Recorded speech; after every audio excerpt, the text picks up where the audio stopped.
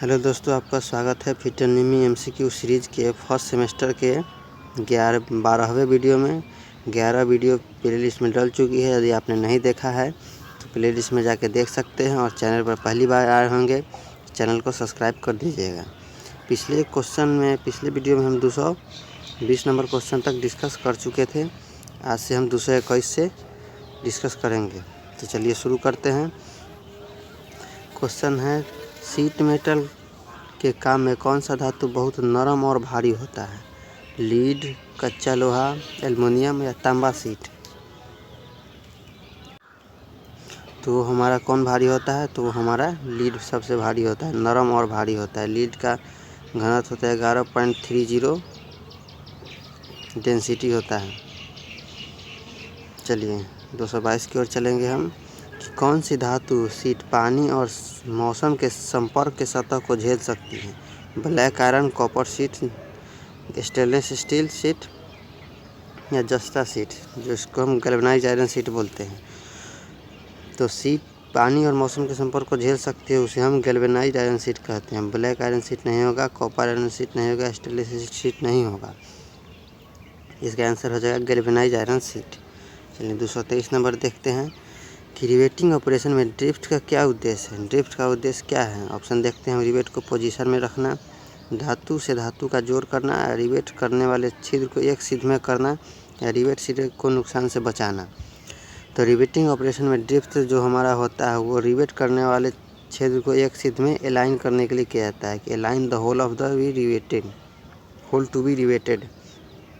तो ये हमारा ऑप्शन नंबर सी हो जाएगा। ऑप्शन नंबर सी, रिवेट करने वाले छिद्र को एक सिध में रखना, या इंग्लिश में देख लेते हैं align to hole to be riveted. चलिए नेक्स्ट क्वेश्चन की ओर चलते हैं हम। 224। ये जो दिया गया है ये क्या चीज़ का टूल है?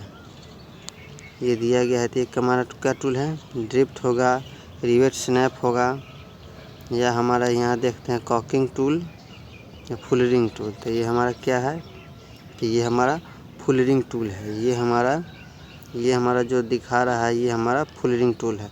यदि वही चीज़ यहाँ पर दर्शाया जाता है, वही चीज़ यहाँ पर दर्शाया जाता है तो उसे हम क्या बोलते हैं? उसे हम कॉकिंग टूल बोलते हैं। लेकिन यहाँ पर दिखाया गया है ये क्या है? तो ये हमारा फुलरिंग टूल है। जो लीक प्रूफ जॉइंट बनाने के लिए फुलरिंग टूल का यूज हम करते हैं। चलिए 225 नंबर की ओर चलेंगे हम। 225 नंबर क्या है? ये कौन सा हथौड़ा रिवेटिंग के लिए उपयुक्त है? Plastic hammer, ball pin hammer, cross pin hammer या स्ट्रेट पिन हैमर? तो रिवेटिंग के लिए हमारा महत्वपूर्ण हैमर कौन सा है? तो वो हमारा बॉल पिन हैमर हो जाएगा। Answer number B. ये स्ट्रेट पिन, क्रॉस पिन नहीं होगा, प्लास्टिक हैमर तो होगा ही नहीं। ये हमारा आंसर हो जाएगा इसका बॉल पिन हैमर रिवेटिंग के लिए। चलिए नेक्स्ट क्वेश्चन की ओर चलते हैं कि शीट मेटल के कोने पर कौन सा नोच 45 डिग्री कोण में काटा जाता है? वायर नोच, स्लैंक नोच, स्क्वायर नोच या स्ट्रेच नोच? तो स्ट्रेच इसका सबका वायर नोच जो हमारा होता है 90 डिग्री भी होता है। स्लैंक नोच जो होता है वही हमारा आंसर होगा, जो 45 डिग्री होता है। स्क्वायर नोच 90 डिग्री होता है, स्ट्रेट नोच ये भी 90 डिग्री होता है। तो हमारा बी नंबर स्लैंक नोच सही हो जाएगा। 226 का स्लैंक नोच जो 90 डिग्री जो 45 डिग्री के कोण पर काटा जाता है। चलिए 227 की ओर चलते हैं हम कि शीट धातु के दो किनारों को एक साथ जोड़ने द्वारा बनाया गया जॉइंट का क्या नाम है? शीट धातु के दो किनारों को एक साथ जोड़ने द्वारा बनाया गया जॉइंट का क्या नाम है? हेम है, सीम है, नॉच है या ग्रूव है? तो हमारा क्या हो जाएगा? हमारा सीम हो जाएगा। वो seam double seam, single seam, double seam होता है वो हमारा हो जाएगा। हेम में होगा double hem, single hem, notch, straight notch, V notch और ग्रुप जानते हैं क्या होता है। सो ये हमारा आंसर सीम हो जाएगा। 228 की ओर चलते हैं हम। पाउडर के रूप में सोल्डरिंग के लिए इस्तेमाल किया जाने वाला फ्लक्स कौन सा है जो गर्म करते समय वाष्पित हो जाता है? क्या है option? Resin, zinc chloride, hydrochloric acid, ammonium chloride? तो हमारा आंसर हो जाएगा अमोनियम क्लोराइड, डी। फिर से क्वेश्चन को हम देखते हैं कि पाउडर के रूप में सोल्डरिंग के लिए इस्तेमाल किया जाने वाला फ्लक्स कौन सा है जो गर्म करने पर वाष्पित हो जाता है? तो हमारा अमोनियम क्लोराइड हो जाएगा। चलिए नेक्स्ट क्वेश्चन की ओर चलेंगे हम। नेक्स्ट क्वेश्चन को इस सिम का नाम बताना है। ये जो ऑप्शन में दिखा रहा है, फिगर दिखा रहा है, ये कौन सा सिम है? तो ये देखिए यहाँ हमारा एक दूसरे के ऊपर ओवरलैप कर रहा है, तो ये हमारा लैप सिम हो जाएगा। ये हमारा लैप सिम होगा, डबल सिम नहीं होगा, ग्रुप सिम नहीं होगा, डबल ग्रुप सिम नहीं होगा, ये हमारा लैप सिम हो जाएगा, एक दूसरे के ऊपर ओवरलैप कर रहा है। चलिए 230 नंबर की ओर देखते हैं। 230 यहीं है ऊपर।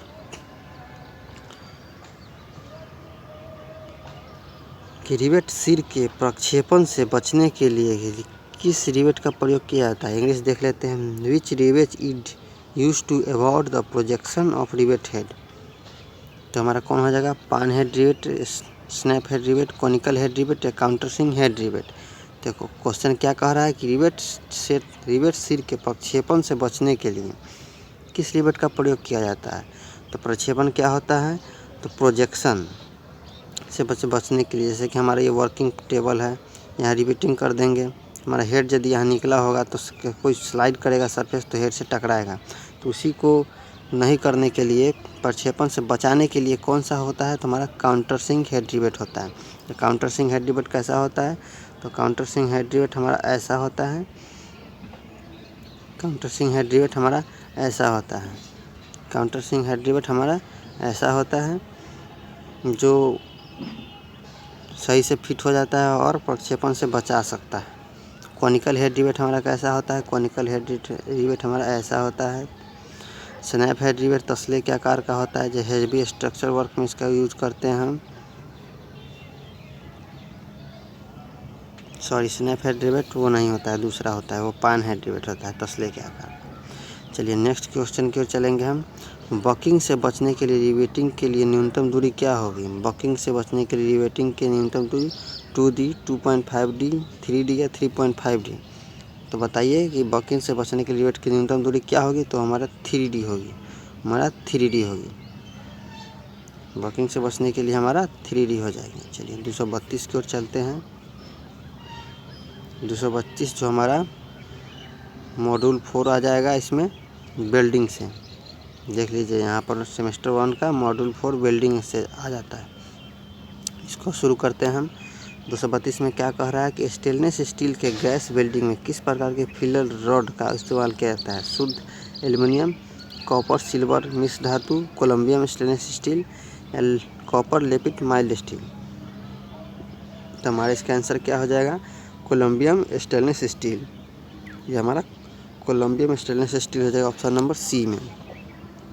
सी में शुद्ध एल्युमिनियम नहीं होगा, कॉपर मिश्र धातु नहीं होगा, कॉपर लेपित माइल्ड स्टील नहीं होगा। ये हमारा कोलम्बियम स्टील धातु स्टेनलेस स्टील के वेल्डिंग के लिए किसका उपयोग किया जाता है? तो कोलम्बियम स्टेनलेस स्टील के फिलर रॉड का। चलिए नेक्स्ट क्वेश्चन को चलते हैं। 233 कह रहा है इस गैस वेल्डिंग दोष का नाम क्या है? गैस वेल्डिंग दोष क्या है? ये है, ये है, ये है।